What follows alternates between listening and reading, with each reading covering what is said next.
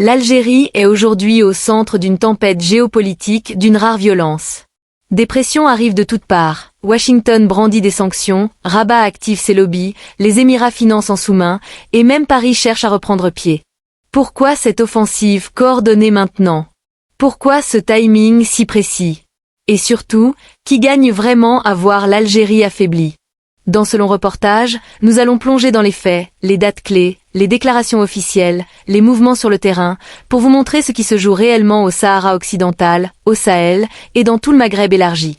Car ce n'est plus une simple dispute entre voisins. C'est une bataille pour redessiner les équilibres de pouvoir en Afrique du Nord et au-delà.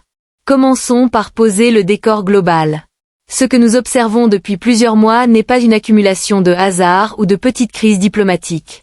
C'est une restructuration en profondeur des influences dans la région. L'objectif affiché, ou du moins sous-jacent, est de faire plier tous les États qui refusent l'agenda de normalisation rapide avec Israël, d'alignement stratégique sur l'Occident et d'acceptation d'une hégémonie régionale dominée par le Maroc et ses alliés du Golfe. Les pays qui résistent sont ciblés un par un. Et au milieu de cette carte, l'Algérie occupe une place centrale.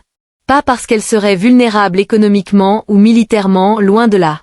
Mais précisément parce qu'elle est assez puissante, assez indépendante, assez bien armée et assez influente sur le continent pour bloquer ou ralentir ce grand projet de remodelage.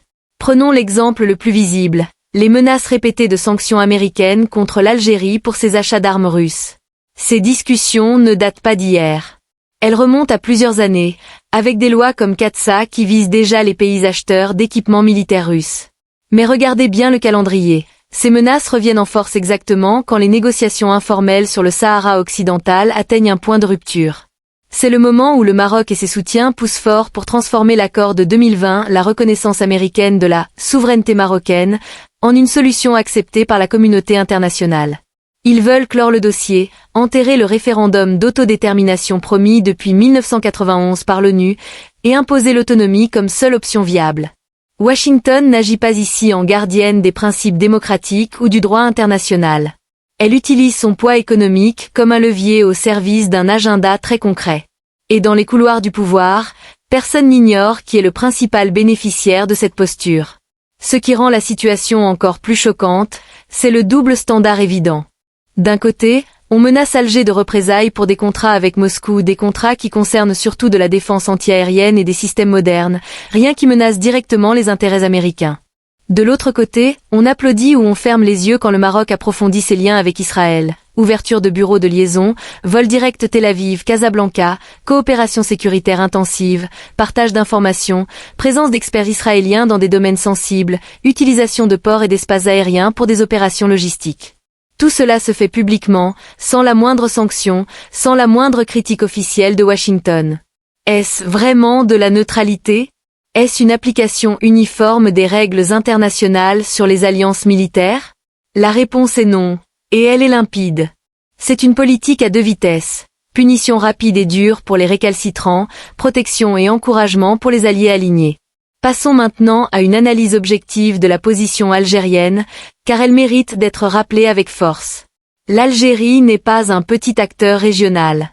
C'est le plus grand pays d'Afrique par sa superficie, plus de 2,3 millions de kilomètres carrés. Elle possède des réserves énergétiques massives, gaz naturel surtout, mais aussi pétrole, et elle est devenue un fournisseur clé pour l'Europe depuis la crise ukrainienne. Sur le plan sécuritaire, elle a été, pendant plus de 30 ans, le principal barrage contre l'expansion du terrorisme djihadiste vers le nord et l'ouest du continent. Souvenez-vous des années 1990, une guerre civile terrible, des dizaines de milliers de morts, un État qui a tenu presque seul face à des groupes armés ultra-violents. Cette expérience a forgé une armée professionnelle, une doctrine antiterroriste efficace, et des services de renseignement parmi les meilleurs de la région. Aujourd'hui, quand les États-Unis menacent de sanctions, ils risquent de s'aliéner à un partenaire stratégique irremplaçable. L'Algérie partage des informations vitales sur les mouvements terroristes au Sahel, contrôle une frontière immense avec le Mali, le Niger, la Libye. Elle empêche que les flux d'armes et de combattants ne débordent vers l'Europe ou d'autres zones.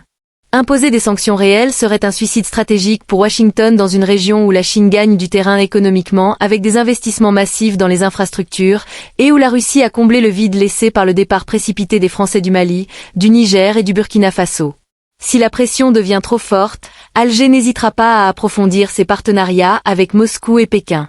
Ce serait exactement le scénario que les États-Unis prétendent vouloir éviter. Alger le sait, et c'est pourquoi elle ne fléchit pas. Sa souveraineté n'est pas négociable.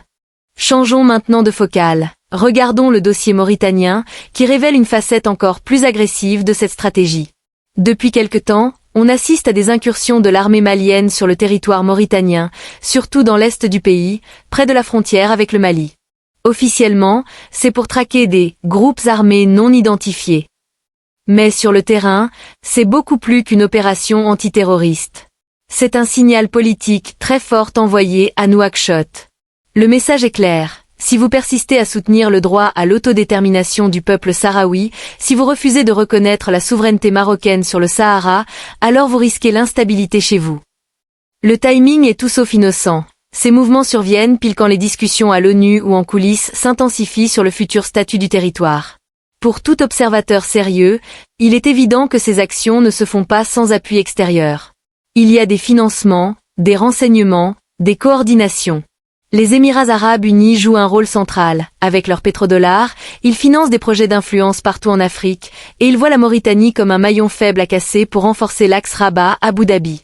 Les arrestations récentes de citoyens mauritaniens accusés de liens avec ces réseaux montrent que l'infiltration est déjà profonde. Cela oblige les autorités de Nouakchott à une vigilance maximale, surveiller leurs frontières, renforcer leurs institutions, protéger leur neutralité historique. Et dans ce puzzle, comment ne pas mentionner la France? Paris a subi un revers stratégique majeur au Sahel, expulsion du Mali, du Niger, du Burkina Faso. Ses bases ont fermé, son influence s'est effritée. Pour compenser, la France double la mise sur deux axes.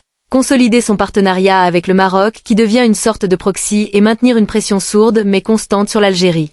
Des centres de recherche financés par le Quai d'Orsay, des rapports orientés, des tribunes dans la presse. Tout un appareil médiatique et intellectuel dépeint régulièrement l'Algérie comme un fauteur de troubles. Pourtant, la vérité historique est inverse. Depuis les années 1990, Alger est le pilier qui a empêché un chaos total au Sahel. Sans son action, les groupes terroristes auraient probablement atteint la Méditerranée bien plus tôt. Au milieu de ce tourbillon, le Maroc poursuit son pari, faire classer le Front Polisario comme organisation terroriste par le Congrès américain. Cette campagne n'est pas une quête de justice. C'est une opération politique pour délégitimer la cause sahraoui, effrayer ses soutiens, et forcer une capitulation internationale. Mais elle bute sur un mur de contradictions insurmontables. D'un côté, on accuse le Polisario de terrorisme. De l'autre, on négocie avec ses représentants sous l'égide de l'ONU, on leur propose un plan d'autonomie détaillé avec des institutions, des élections, des pouvoirs réels. Comment peut-on qualifier de terroriste le matin une entité avec laquelle on discute de gouvernance l'après-midi? Cette incohérence est flagrante. Elle affaiblit la position marocaine plus qu'elle ne la renforce. L'Union européenne ne suivra jamais ce classement. Ces cours de justice ont rendu des arrêts clairs reconnaissant le Sahara occidental comme territoire distinct et le peuple sahraoui comme sujet de droit. L'Union africaine ne bougera pas. La RAST est membre fondateur depuis 1982. La Russie et la Chine mettront leur veto au Conseil de sécurité. Et même Washington sait que pousser ce dossier jusqu'au bout détruirait son rôle de facilitateur et fermerait la porte à tout accord qu'elle pourrait revendiquer comme victoire diplomatique. C'est donc une bulle médiatique, bruyante, mais creuse. Face à cet ensemble de pressions, l'Algérie adopte une posture de fermeté calme. Pas de surenchère verbale inutile, pas de provocation. Mais une diplomatie hyperactive, sommet africain, réunion de l'OCI, de la Ligue arabe, renforcement des liens avec l'Afrique subsaharienne. Elle construit un réseau d'alliances qui rend l'isolement impossible. Et n'oublions pas l'atout énergétique. L'Europe dépend du gaz algérien plus que jamais depuis 2022.